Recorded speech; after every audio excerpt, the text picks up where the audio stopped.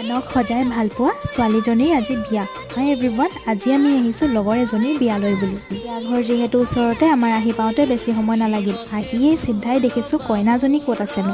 Finally আমি কইনাজনীক দেখিলোঁ আৰু তাৰপিছত কইনাৰ ওচৰলৈ গ'লোঁ। কইনাজনীক চাওকচোন, ইমান বেছি ধুনীয়া লাগিছে।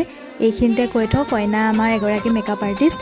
আৰু তাৰপিছতে আমি গ'লোঁ খাবলৈ বুলি। খানাটো যে কিমান বেছি টেষ্টি আছিলে নহয়। এইফালে আকৌ আমাৰ দুজনীলৈ চাওকচোন, খাবলৈ লওঁতেও ফটো উঠিবলৈ এৰা নাই। এইফালে আকৌ মন মাৰি মাৰি খোৱাৰ এটা ডাঙৰ কাৰণ আছে। কাৰণটো কি জানেনে? খাইহে খাই, মানে শকত নহয়। ছোৱালীসকলৰ যে জীৱনটো চাওকচোন, যিখন ঘৰত থাকি ডাঙৰ দীঘল হয়, এটা সময়ত সেইখন ঘৰকে এৰি চিৰদিনৰ বাবে গুচি যাব লগা হয়।